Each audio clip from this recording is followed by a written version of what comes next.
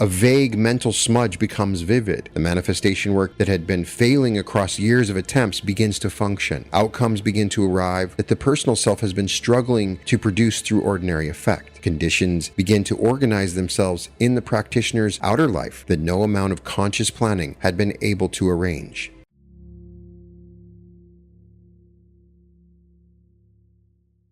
Welcome to the Reality Revolution. I'm your host, Brian Scott. Today we're talking about why your manifestation keeps failing and the lost method that can develop a hidden faculty that will fix this. Somewhere in this moment, in a city in North America, a woman sits cross-legged on the floor of her bedroom. The lamp on her nightstand has been dimmed. The door is closed. The dog has been let out and brought back in. The phone has been turned off, down on the dresser. She has set a timer for 10 minutes. She's decided, after years of reading books about meditation and watching videos about manifestation and downloading applications that promise to teach her how to focus, that tonight she will finally do it. She will sit, she will close her eyes, she will become the calm, focused, present version of herself that every spiritual teacher she has ever encountered has been promising her exists somewhere underneath the surface of her ordinary mind. She closes her eyes. Within 90 seconds, she has lost the thread. The mind has begun to produce material out of volume that she had failed to anticipate. A song lyric from a decade ago, a reminder of an unsent email, a grievance from a conversation she had 2 days ago that has refused to release her. A judgment about her own posture, a judgment about the quality of the meditation that she's attempting to perform. She tries to return to the breath. The return holds for 8 seconds. The mind begins again. When the timer ends, she opens her eyes and concludes, as she has concluded 100 times before, that meditation has failed to work for her. There must be something different about her brain. At the same hour in a different city, a man sits at his desk attempting to write a single paragraph of an important email. He's been at his desk for 45 minutes. The paragraph remains unfinished. His phone has interrupted him 11 times across the 45 minutes. Each interruption has been initiated by him. The small, involuntary impulse to check, to refresh, to scroll, to release the discomfort of the held attention by allowing the attention to be pulled outward. He has lost track of what the paragraph was supposed to say.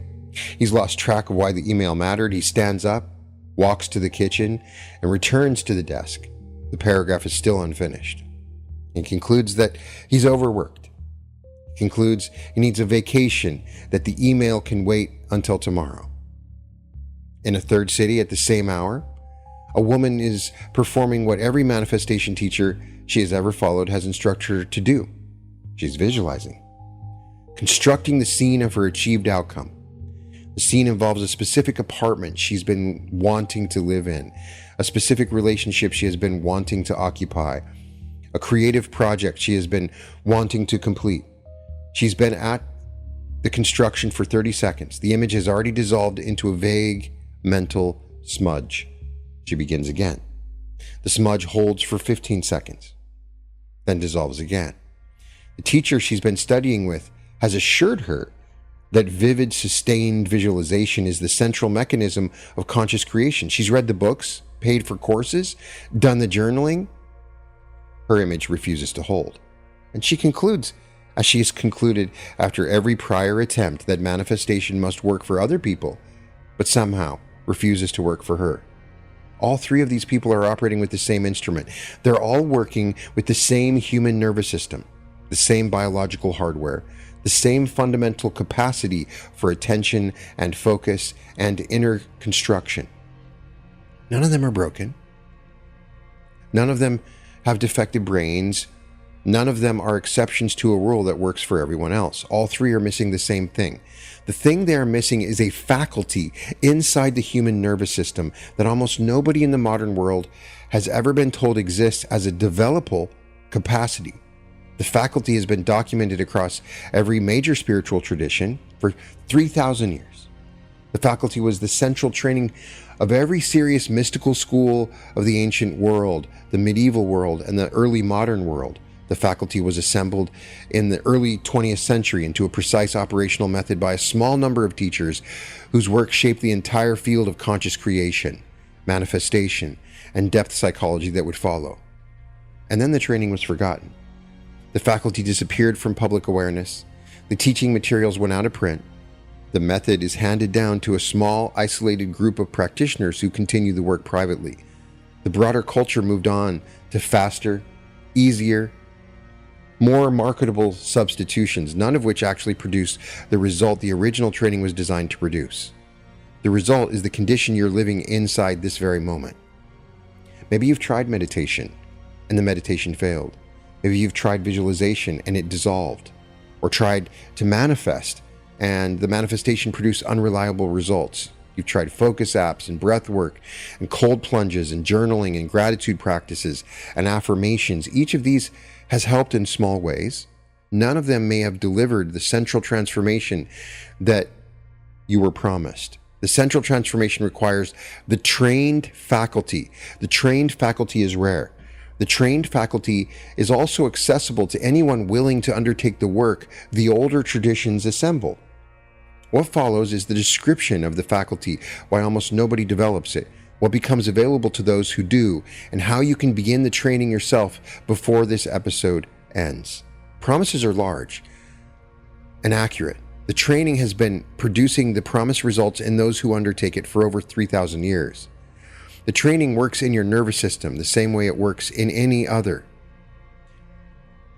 To begin with a definition, the faculty is the trained, voluntary, sustained attention, the capacity to direct your own awareness with the precision of a focused beam, to hold the beam upon a chosen point against the natural drift of the untrained mind, and to remain the conscious operator of the holding rather than becoming lost in the object of attention. 3 words inside the definition deserve particular weight. Trained. The faculty is developable through a specific group of exercises performed in specific sequences across a specific duration of time. The faculty is no more available to the untrained nervous system than the capacity to run a marathon is available to the untrained body. The training is the path, and it has been documented and produces reliable results in any practitioner who undertakes it. Voluntary. The faculty is directed by the conscious will rather than by the automatic mechanism of the brain. The untrained attention is involuntary, swept along by whatever stimulus presents itself, attached to whatever signal arrives with the greatest emotional charge. The trained attention is the opposite. The practitioner selects the object, directs the beam, and controls the holding. And then there's sustained. The faculty operates across extended durations. The untrained attention holds for seconds. The trained attention holds for minutes, then for hours, then for as long as the practitioner chooses to hold it. The trained beam where it has been directed until the practitioner decides to redirect it. This faculty produces effects no untrained mind has access to. The trained practitioner can hold a single thought across a sustained duration with sufficient intensity to impress the subconscious mind with the design the conscious mind has selected. This is the mechanism underneath every successful manifestation that has ever occurred. The image was held. The image was saturated with sustained attention. The image was delivered to the deeper layers of the consciousness with enough clarity for the deeper layers to begin producing the corresponding outer condition. This is what Neville Goddard taught, Joseph Murphy taught, and Charles Hannell, William Walker Atkinson, and so many others. The trained practitioner can hold a complex problem across a sustained duration with sufficient steadiness to allow solutions to arise from levels of cognition the surface mind has no path to reach. This is the mechanism underneath every creative breakthrough that has ever occurred in the history of human thought. The composer who hears the symphony in his head, the scientist who sees the equation as a single perception, the engineer who solves the impossible structural problem during a long walk. All of them have access to the same faculty. The trained attention reaches into the deeper layers and brings back what those layers had been waiting to deliver. The trained practitioner can hold their awareness upon their awareness across a sustained duration with sufficient depth to enter the recognition every contemplative tradition has been pointing toward for 3,000 years. This is the mechanism underneath every authentic mystical experience that has ever been documented by any human being. The faculty is the gateway to all of these. The faculty is what almost nobody in the modern world has developed. The faculty is what you're about to begin developing in the next few minutes. If you're listening to this and willing to participate, perform the following with me now. Select a single sound present in your environment. The hum of an appliance or computer, the movement of air through a vent, a distant vehicle, any single steady sound that you can identify. Direct your attention to that sound. Hold the attention on that sound for the next 60 seconds.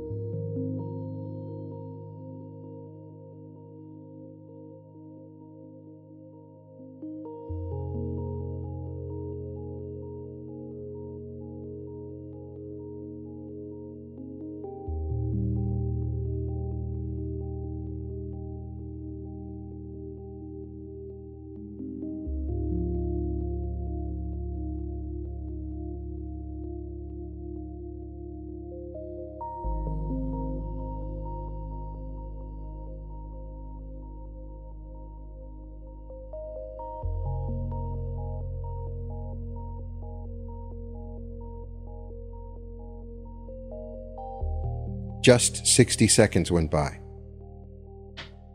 60 seconds.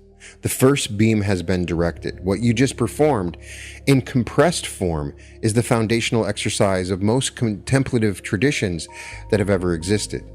The trained yogi performs a version of this for hours. The trained mystic performs a version of this until the boundary between him and the object of attention dissolves entirely. You just performed 60 seconds of it. The capacity is now established as accessible. The faculty has been demonstrated to operate inside of you. The training across the months and years of sustained practice deepens the capacity until the 60 seconds becomes hours, until the hours become a permanent location from which the rest of life is conducted.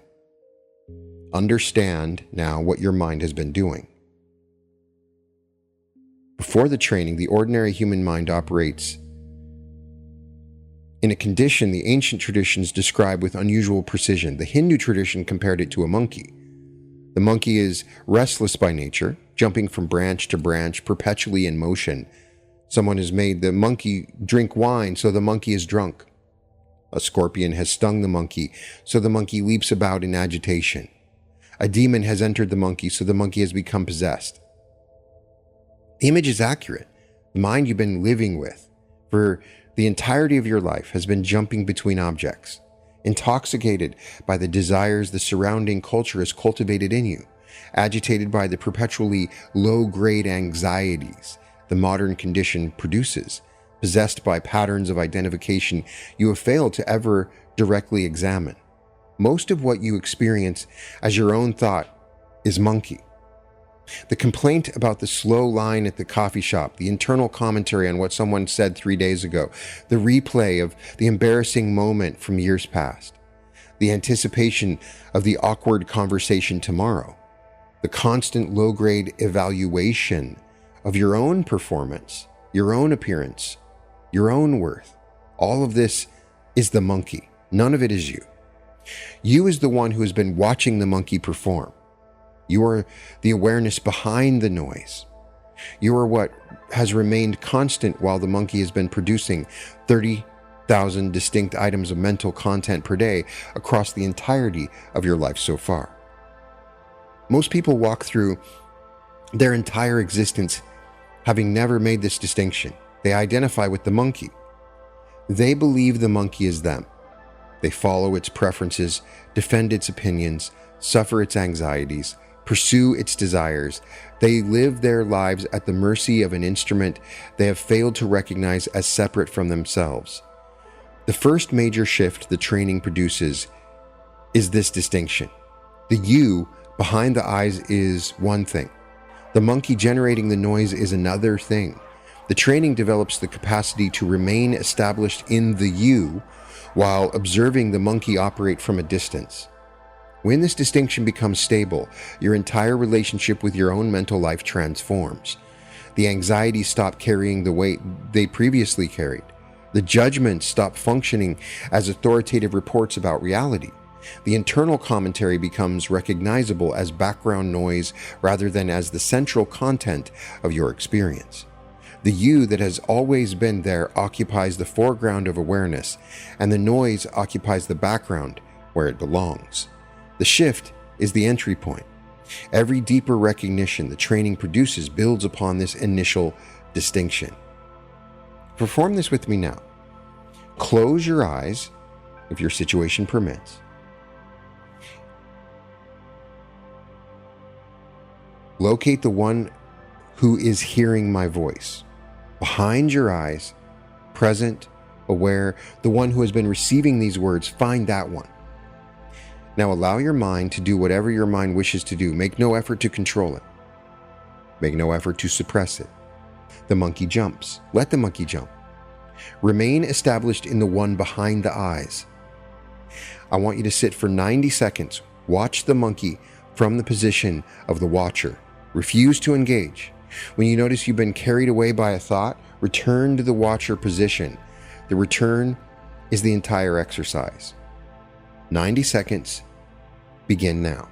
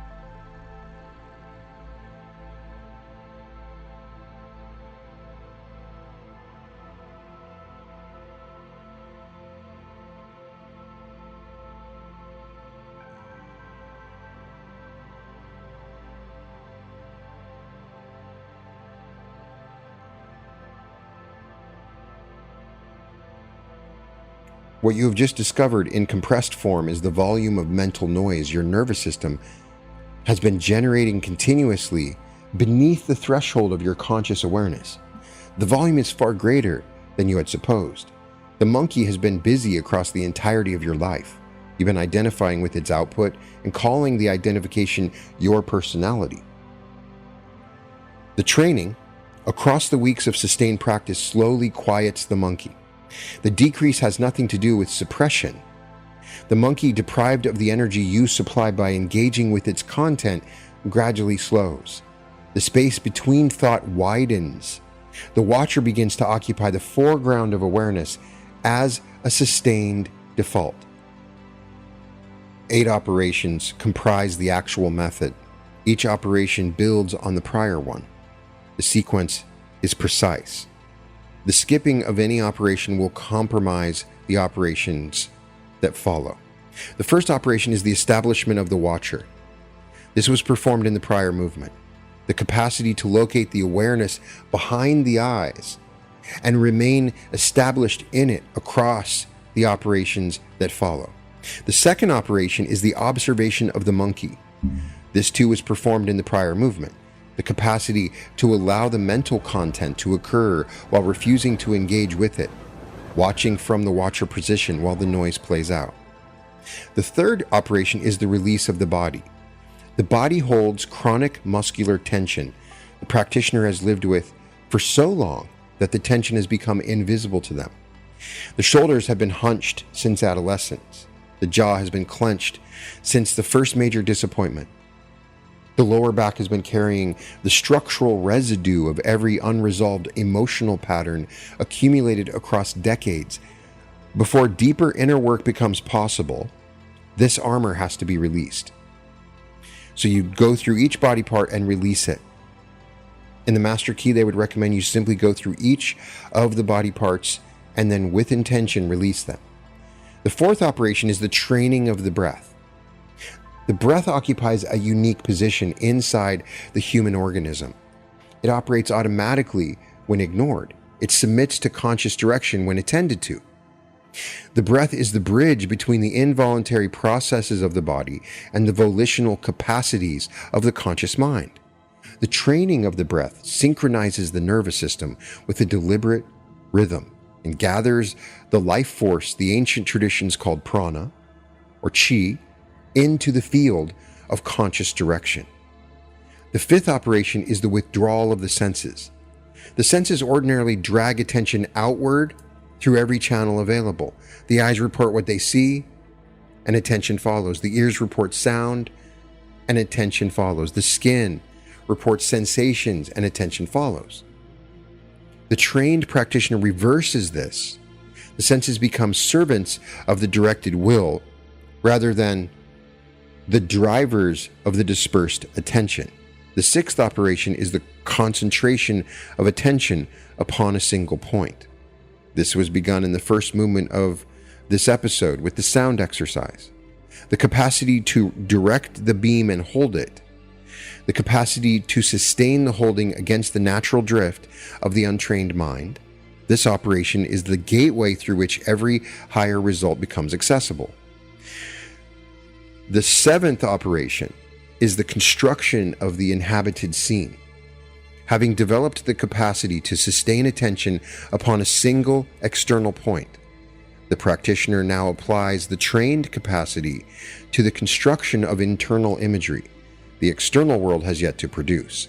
The scene is built, inhabited, sustained with sufficient saturation that the deeper layers of the consciousness receive the impression and begin producing the corresponding outer condition.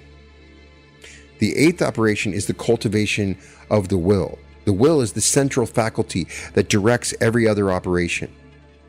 The untrained will is sporadic, scattered, vulnerable to mood. The trained will operates with the steadiness of a physical law and produces in the practitioner a quality the older literature called personal magnetism. The cultivated will makes the entire architecture function. The cultivated will is what carries the practitioner through the duration of this work. So try this with me now. Sit upright wherever you are. Place both feet on the floor. Rest your hands on your thighs. Close your eyes or soften your gaze. Bring your attention to the crown of your head. The scalp carries tension you have held continuously since childhood. Command the scalp to release. The release happens through the application of attention combined with the directed will. Now move down. The forehead releases. The muscles around the eyes release. The jaw releases. The neck and the throat release. The shoulders, which have been holding the weight of a lifetime of responsibilities, release. The arms release. The hands release. Continue. The chest releases, the diaphragm releases, the belly releases, the lower back releases, the hips, thighs, and calves release, the feet release. I'm going to give you 90 seconds to do this full sweep again, releasing every part of your body. By the time you reach the soles of your feet, the body you are inhabiting will be a different instrument than the one you were inhabiting just a few minutes ago. Try this now.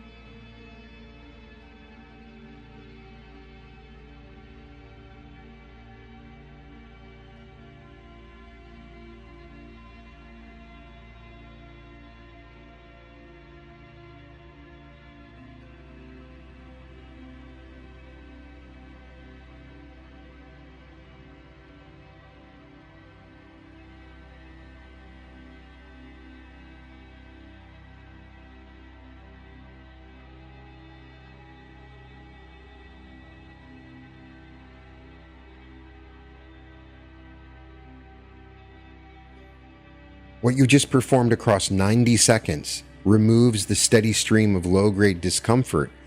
The chronic tension generates and stops competing with the field of awareness that you've been training. The body's been prepared. The watcher occupies a clearer field. The deeper operations become accessible because the body has stopped pulling the attention back to itself through perpetual signals of distress. Across the months of sustained practice, the trained faculty produces results no untrained mind has access to. Each result deserves a specific naming. The first result is the result of the manifestation problem. The visualization that has been refusing to hold begins to hold. The image that has been dissolving begins to remain stable. The scene that has been a vague mental smudge becomes vivid, detailed, sustained. Inner construction. The deeper layers of consciousness can actually receive and begin producing. The manifestation work that had been failing across years of attempts begins to function. Outcomes begin to arrive that the personal self has been struggling to produce through ordinary effect. Conditions begin to organize themselves in the practitioner's outer life that no amount of conscious planning had been able to arrange. The mechanism behind every successful manifestation has always been the trained inner construction sustained with sufficient saturation.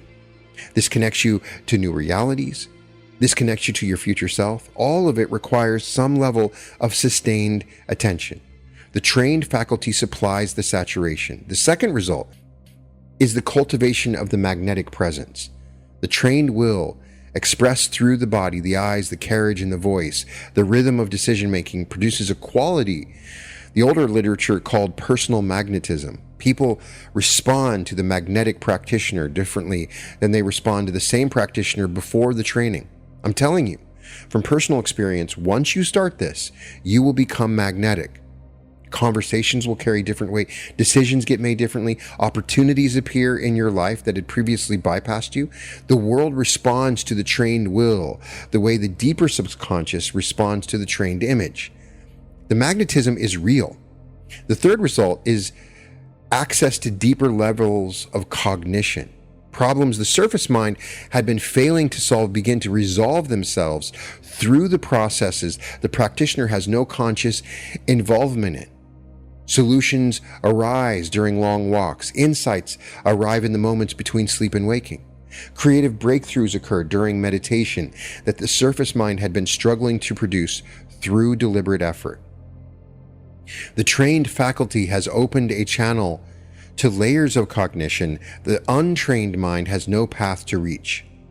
The fourth result is the recognition. The deepest contemplative traditions have been pointing toward for 3,000 years. This is the largest of the promises. This deserves its own movement. Before reaching the fourth result, sit briefly with the magnitude of the first three.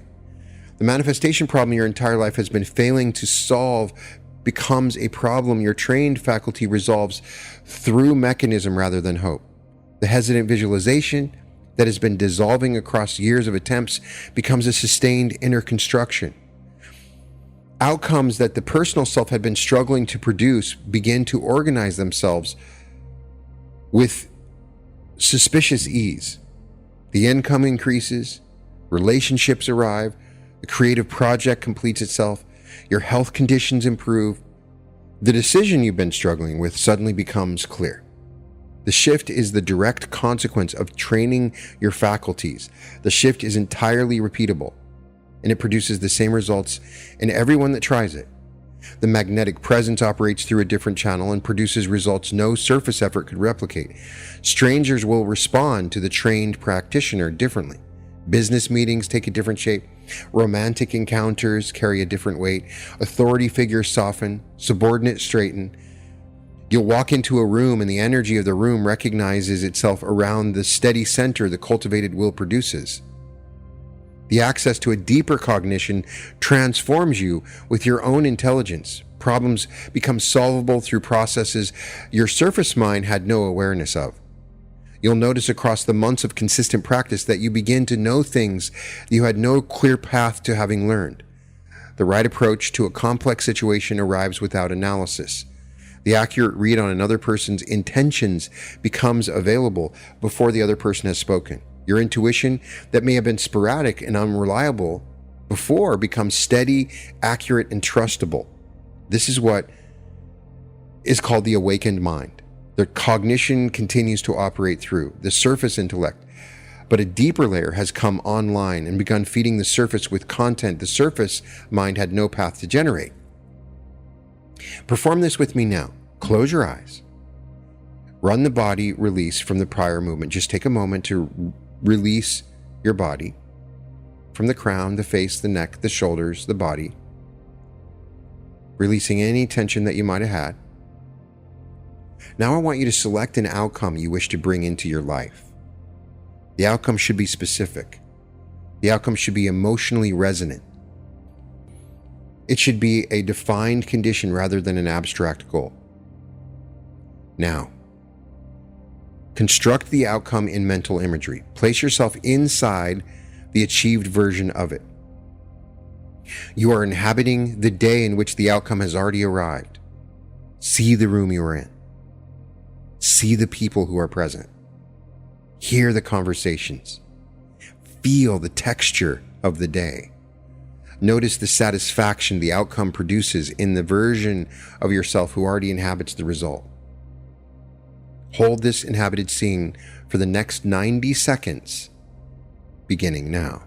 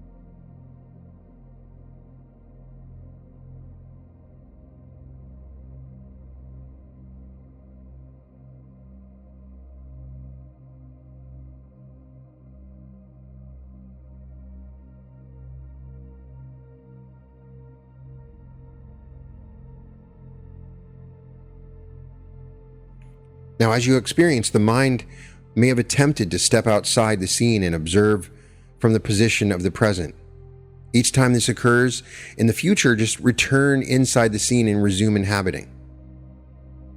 What you just delivered in compressed form is a first impression upon the deeper layers of the consciousness.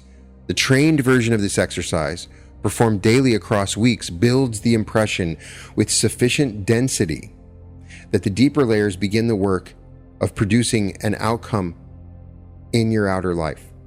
The construction you just performed is the actual mechanism of manifestation. Almost no one performs it correctly because no one has developed the faculty required to sustain the construction over a prolonged period of time. You just attempted this for the last 90 seconds. It's okay. Don't be hard on yourself. Once you train this faculty, you will master it. The largest promise of this entire training is the fifth movement, the recognition. Every authentic tradition that has ever existed on this planet has pointed toward the same final destination.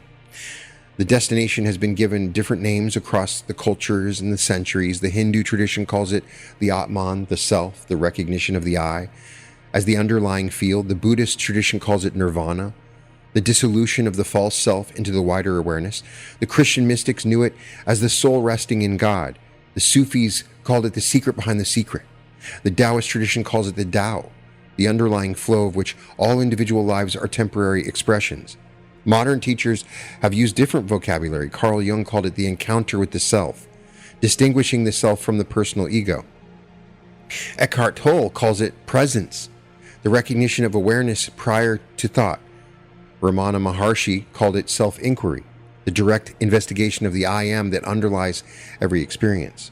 All of these are pointing at the same recognition. The recognition is real, accessible, and is the structural destination of the trained faculty.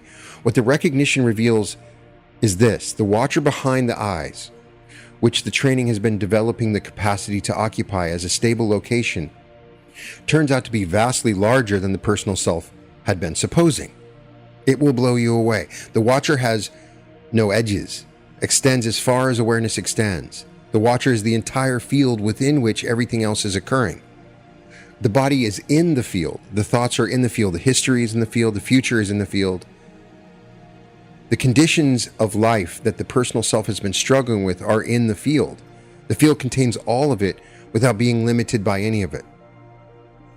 The recognition is the direct experience of this. The recognition arrives in those who have undertaken the training as a sudden expansion of the watcher beyond its accustomed location behind the eyes. The watcher becomes everything within range of awareness. And then the boundary between the watcher and the awareness dissolves entirely. What remains is the recognition that you have always been the field. The personal self was a temporary configuration within the field. The struggle to manifest, the effort to control, the anxiety about outcomes, all of it was the field appearing to itself in the localized form of a personal self that had forgotten who and what it was. This is the territory the manifestation traditions have been pointing toward when they speak of the I am.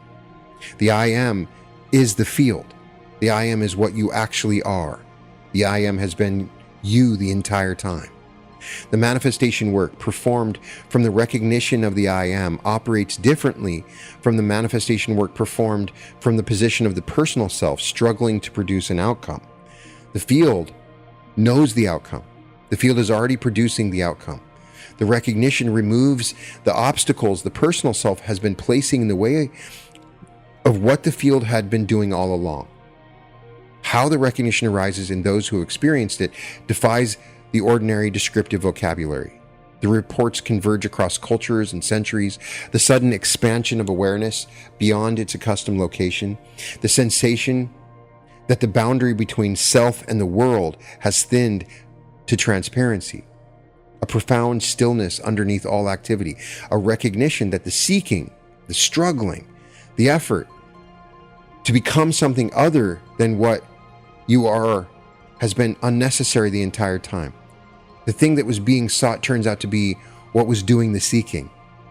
The destination is the starting point, recognized for what it always has been. Those who have made contact describe a transformation that continues operating across the remainder of their lives. The personal self continues to function. Activities continue. The struggles and losses, the joys, the projects all continue. What has changed is the underlying location from which these continue. The personal self has been recognized as a temporary configuration within the wider field, and the field remains accessible. The contact once made refuses to fully close. The practitioner returns to the recognition with progressively greater ease across the years of continued practice. Do this with me now. Close your eyes. Take 3 full breaths. Allow the body to settle through the brief release.